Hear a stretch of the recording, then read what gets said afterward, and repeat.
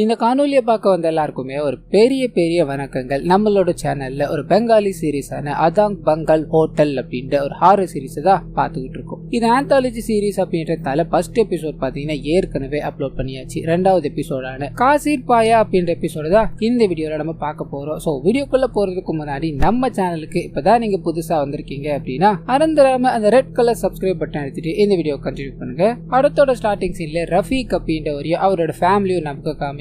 வெளியில பயங்கரமா மழை பெஞ்சுக்கிட்டே இருக்கு. நள்ளிரவுல எல்லாரும் தூங்கிக்கிட்டே இருக்காங்க. ரஃபீக் மட்டும் பாத்தீங்கன்னா தூக்கத்துல இருந்து கண் முழிக்கிறார் அப்படின்ற மாதிரி இருக்கும். சுத்தி முத்தி பாக்குறாரு. மழை வேகமா கூட்டிக்கிட்டே இருக்கு. ஜன்னல் எல்லாமே திறந்து இருக்கு அப்படின்ற மாதிரி இருக்கும். முதல் வேலையா வெளியே படுத்துக்கிட்டு இருக்க இவரோட குழந்தைய தூக்கிட்டு வந்து பெட்ல போடுறாரு. அதுக்கப்புறமா அங்க இருக்க ஜன்னல் எல்லாத்தையும் க்ளோஸ் பண்ணணும் அப்படின்ற மாதிரி போக கிச்சன்ல ஏதோ உருட்டுற சத்தம் கேட்கு. மனசுக்குள்ள பயத்தை வச்சுக்கிட்டு பொறுமையா அந்த இடத்துக்கு போய் பார்க்கும்போது இவரோட மனைவி பாத்தீங்கன்னா இவருக்காக ஆட்டுக்கால் பாயா பண்ணிக்கிட்டு இருக்காங்க. 3 நாள் நாங்க வீட்டுல இருக்க மாட்டோம் இல்லையா, அதுக்காக தான் உங்களுக்கு பிடிச்ச ஆட்டுக்கால் பாயா பண்ணிக்கிட்டு இருக்க அப்படின்ற மாதிரி திரும்ப மூஞ்செல்லாமே பாத்தீங்கன்னா ஒரு மாதிரி இருக்கு. பேய் அப்படின்ற மாதிரி பயந்து போறாரு. திரும்ப இவரோட உண்மையான மனைவி அதாவது தூங்கிட்டு இருந்தாங்களே அவங்க எழுந்து வந்து என்ன பார்த்து பயந்தீங்க நீங்க, அங்க அப்படி என்ன இருக்கு அப்படின்ற மாதிரி போய் பார்க்க எதுவுமே இல்ல. இவரும் ஒரு மாதிரி உறைஞ்சு போய் நின்னுகிட்டே இருக்க. ஜன்னலை சாத்துறதுக்கு உங்களுக்கு பயமா, சரி வாங்க இங்க இருந்து போகலாம் அப்படின்ற மாதிரி கூட்டு போய் படுக்க வைக்கிறாங்க. கட் பண்ணா இதுக்கு அடுத்த நாள் காலையில இவர் ஆபீஸுக்கு கிளம்பணும் அப்படின்ற மாதிரி எல்லா வேலைகளையும் பார்த்துக்கிட்டே இருக்க மனைவி பாத்தீங்கன்னா ஒரு மாதிரி அப்செட்ல இருக்காங்க. காரணம் என்ன அப்படின்னா இவங்க எல்லாருமா சேர்ந்து ஒரு ட்ரிப் போகணும் அப்படின்ற மாதிரி பிளான் பண்ணிருப்பாங்க.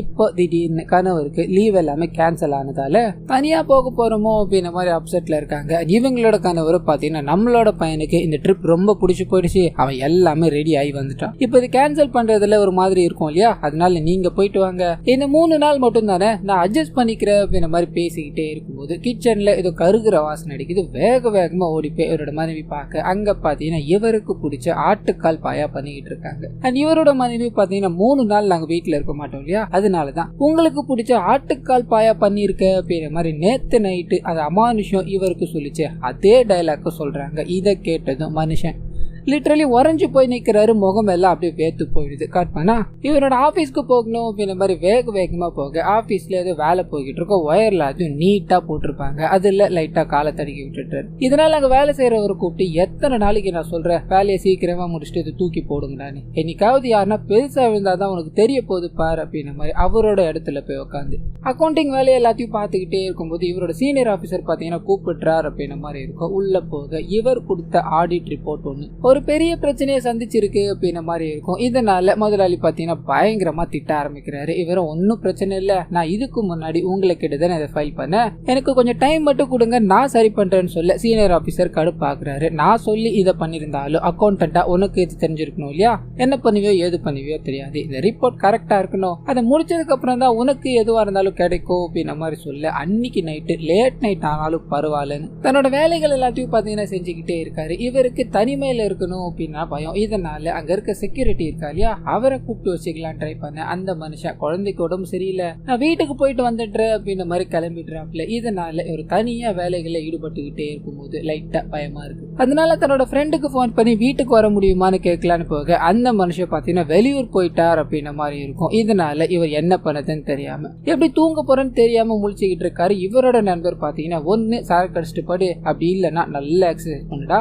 உடம்பு டயர்டாய் தூக்க வரண்டா சொல்ல இவருக்கு சரக்கு அடிக்க கையில காசு இல்ல. இதனால எக்ஸசைஸ் ஆச்சு பண்ணலாம் அப்படின்ற ஒரு பார்க்கு பார்க்காம போய் ஒரு இடத்துல உட்காந்து யோசிச்சுக்கிட்டே இருக்கும்போது திடீர்னு யாரோ ஒருத்தவங்க பின்னாடி வந்து தொடுறாங்க. இவரு யாரா இருக்கோ அப்படின்ற மாதிரி திரும்பி பார்க்க ஒரு சின்ன பையன் பாத்தீங்கன்னா எனக்கு ஆட்டுக்கால் பாயம் சாப்பிடணும் 200 ரூபாய் இருந்தா கொடுக்க முடியுமான்னு கேட்க இவருக்கு ஒரு மாதிரி ஆயிடுது. டேய் ஒழுங்கா இங்க இருந்து ஓடி போயிடுறான்னு சொல்ல திரும்பி அவரை கூப்பிட்டுக்கிட்டு 200 ரூபாய் வேணும் ஆட்டுக்கால் பாயா வேணும் அப்படின்ற மாதிரி கேட்டுக்கிட்டே இருக்க ஒரு கட்டத்துல கோபம் அடைகிறாரு. நான் அடிச்சிருவேன்டா இங்க இருந்து போயிடுனான்னு சொல்ல அப்பயும் அந்த பையன் கேக்குறதா தெரியல பால ஆறுன்னு ஒரு அரை அடிச்சுட்டு அங்கிருந்து வேகமா கிளம்பி வீட்டுக்கு போயிட்டார் அப்படின்ற மாதிரி இருக்கும். இவருக்காக இவரோட மனைவி பண்ணி வச்சு அந்த ஆட்டுக்கால் பாயாவை போட்டு சாப்பிட்டுக்கிட்டே இருக்கும்போது ஏதோ சத்தம் கேக்குது கிச்சன்ல. என்னவா இருக்கும் அப்படின்ற மாதிரி போய் பார்க்க எதுவும் இல்ல. வந்து திரும்பி அந்த ஆட்டுக்கால் பாயாவை பார்க்க பூனை இருக்கு இல்லையா அது அதை சாப்பிட்டுக்கிட்டு இருக்கு. இவருக்கு இதை பார்த்ததும் ஒரு மாதிரி வாந்தி ஓடுற மாதிரி ஆயிடுச்சு. ஓடி போய் வாந்தியே எடுத்துட்டாரு. அதை அப்படியே கட் பண்ணி வேலைகள் எல்லாத்தையும் முடிச்சுட்டு இவர் தூங்கணும் அப்படின்ற மாதிரி ப்ரிப்பேர் ஆகுறாரு. தூக்கமே வரல. சரி டிவி பார்க்கலாம் அப்படின்ற மாதிரி டிவி ஆன் பண்ண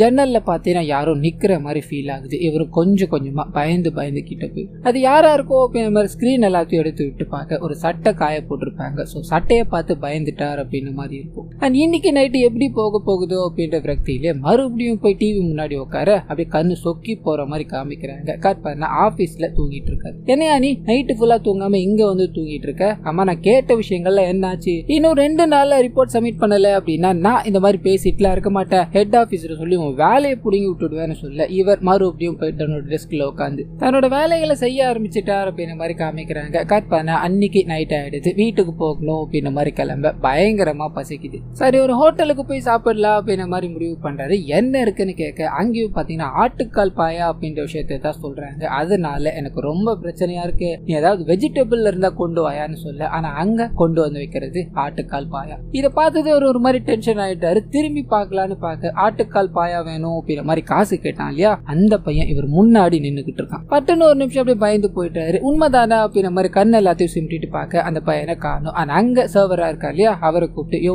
என்னையாது நான் என்ன கேட்டா நீ என்ன கொடுத்துருக்கன்னு சொல்லி மாத்தி வாங்கி சாப்பிட்டுட்டு தன்னோட வீட்டுக்கு போய் படுத்து தூங்குற மாதிரி காமிக்கிறாங்க. அப்ப தன்னோட கால்ல பயங்கரமான வலி ஏற்பட ஆரம்பிக்குது. என்னவா இருக்கும் அப்படின்ற மாதிரி தூக்கத்துல கண் திறந்து பார்க்க இவரோட கால் இருக்கு இல்லையா, அதை காணும். நிறைய ரத்தங்கள் சிதறப்பட்டு ரத்த வெள்ளத்துல இவரோட கால் துண்டாகி கிடக்குது. பயத்துல என்ன பண்ணதுன்னு தெரியாம திரும்பி பார்க்க அந்த குட்டி பையன் இருக்கா இல்லையா, அவன் இவரோட காலை கடிச்சு தின்னுகிட்டு இருக்கான். எனக்கு காசு கொடுக்கல இல்லையா, பாயா வேணும், அதனாலதான் உன்னோட காலை கடிச்சு சாப்பிட்டுக்கிட்டு இருக்கேன்னு சிரிச்சுக்கிட்டே சொல்ல இவர் பயந்து போறாரு. பட்டுன்னு எழுந்துக்கலாம் ட்ரை பண்ண பெட்ல இருந்து கீழே விழுந்துட்டாரு. கண்ணை நல்லா திறந்து பார்க்க எதுவுமே இல்ல, கால் ஒழுங்காதான் இருக்கு. எனது கெட்ட கதவா இருக்கே அப்படின்ற மாதிரி டிவி முன்னாடி போய் உட்கார டிவி ஆன் ஆகுற மாதிரியே தெரியல. ரிமோட்டை போட்டு தட்டுன்னு தட்டிக்கிட்டே இருக்கும்போது இவரோட காலுக்கு கீழே அந்த குழந்தை இருக்கு இல்லையா, அவன் அப்படியே இவரை பார்த்து சிரிச்சுக்கிட்டே இருக்க மாதிரி தோண ஆரம்பிக்குது. மயக்கம் போட்டு அப்ப விழுந்தவர் தான் காலையில காமிக்கிறாங்க. ஒரு மாதிரி பயத்திலே கண் முழிக்கிறாரு. என் கால் இருக்கா அப்படின்ற மாதிரி 2 கால்களையும் தொட்டு செக் பண்ணி பார்த்துட்டு என்ன கன்றாவியான கனவுடா இது அப்படின்ற மாதிரி ஆபீஸ் போக அங்க அன்னைக்கும் லேட் நைட் வேலை செய்யணும் அப்படின்ற ஒரு நிலைமைக்கு தள்ளப்பட்டாரு. வேலைகள்ல ஈடுபட்டுக்கிட்டே இருக்கும்போது அங்க இருக்க செக்யூரிட்டி நான் வீட்டுக்கு போகட்டுமான்னு கேட்க ஏற்கனவே ஒரு பயத்துல இருக்கா இல்லையா, நீ இங்கே இருந்துறேன்டா, இன்னைக்கு ஒரு நாள் மட்டும் இரு என் வேலை முடிஞ்சிடும்னு சொல்ல ஐயா என்னோட பொண்ணுக்கு உடம்பு சரியில்லை கொஞ்சம் புரிஞ்சுக்கோங்கன்னு சொல்ல சரிடா ஒரு 10 மணி வரைக்கும் இரு, அதுக்கப்புறமா இங்க இருந்து போய் கூட இப்ப எனக்கு ஏதாவது சாப்பாடு வாங்கிட்டு வர முடியுமான்னு கேட்க இவரை ஒரு மாதிரி தலையாட்டிக்கிட்டே சாப்பாடு வாங்க போறாரு. கட் பண்ணா வெளியில அந்த நபர் பாத்தீங்கன்னா அவரோட ஃப்ரெண்டு கிட்ட பேசிக்கிட்டு இருக்காரு. பொண்ணுக்கு இப்ப கொஞ்சம் கொஞ்சமா தேறிட்டு வருதுரா, ஒன்னும் பிரச்சனை இல்ல, இன்னும் ஒருத்தர் மட்டும் தான் உள்ள இருக்காரு, அவருக்கு சாப்பாடு வாங்கிட்டு போகணும்டா, 10 மணிக்கு மேல நான் வீட்டுக்கு போய் என்னோட குழந்தைய பாத்துக்கிறேன்டா அப்படின்ற மாதிரி சொல்லிட்டு சாப்பாடு வாங்கிக்கிட்டே இருக்க கட் பண்ணி இந்த சைடு இருக்க ரஃபீக்க காமிக்கிறாங்க. வேலை செஞ்சுக்கிட்டே இருக்கும்போது பயங்கரமா மழை பெய்ய ஆரம்பிக்குது. இது எதையுமே மனுஷன் பொருட்படுத்தாம வேலை செஞ்சுக்கிட்டே இருக்கும்போது பட்டுன்னு அங்க இருக்க எல்லா லைட்டுமே ஆஃப் ஆகி போடுது. ஒரு வெளிச்சம் கூட இல்ல. பயந்து போறாரு. அந்த செக்யூரிட்டி இருக்காரு அவரை பயங்கரமா கத்தி கூப்பிட்டுக்கிட்டே இருக்கும்போது யாருமே வர்றதா தெரியல. இதனால என்ன பண்ணுதுன்னு தெரியாம அங்கிட்டும் இங்கிட்டும் ஓடிக்கிட்டே இருக்கும்போது அந்த குட்டி பையனோட உருவம் பார்த்தீங்கன்னா இவருக்கு தெரிய ஆரம்பிக்குது. கையில ஒரு கத்தியை வச்சிருக்கான். எனக்கு ஆட்டுக்கால் பாயா வேணும் அப்படின்ற மாதிரி கேட்டேன், கொடுத்தியா? இதை தவிர எனக்கு வேற வழியே இல்ல, உன்னோட காலை வெட்டி நான் சாப்பிட போறேன் அப்படின்ற மாதிரி கிட்ட நெருங்கிக்கிட்டே இருக்கும்போது பயத்துல இவர் அங்கிருந்து குடுகுடுன்னு ஓட ஆரம்பிக்கிறாரு. ஸ்டார்டிங்ல ஒரு ஒயர் ஒண்ணு குறுக்க போச்சு. அந்த ஒயர்ல தடுக்கி விழுந்து தலையிலே பலத்த அடியோட பொத்துன்னு கீழே விழ ரத்தம் சொட்ட அந்த இடத்துல இறந்து போறாரு அப்படின்ற விஷயத்த காமிக்கிறாங்க. இறந்து போற கடைசி நொடியில கூட அந்த பையனோட உருவம் தான் இவருக்கு முன்னாடி தெரிஞ்சுக்கிட்டே இருக்கு. ஆனா அப்படியே கட் பண்ணா இதே மாதிரி வேற ஒரு நபர் அந்த பார்க்குக்கு போய் உட்கார்றாரு. அந்த பையன் பாத்தீங்கன்னா அதே மாதிரி தொட்டி 200 ரூபாய் கூட நான் ஆட்டுக்கால் பாயா வாங்கணும் அப்படின்ற மாதிரி கையை நீட்ட பயந்து போய் அந்த நபர் திரும்புறாரு. கட் பண்ணி இந்த கதையை இதோட முடிக்கிறாங்க. சோ கண்டிப்பா இந்த கதையை என்னோட வாய்ஸ் ஓவர் உங்களுக்கு பிடிச்சிருக்கோம் அப்படின்ற மாதிரி நம்புறேன். இந்த வீடியோல ஏதாவது நிறை குறைகள் இருந்தது அப்படின்னா அதை மறந்துடாம கமெண்ட்ஸ்ல பதிவிடுங்க.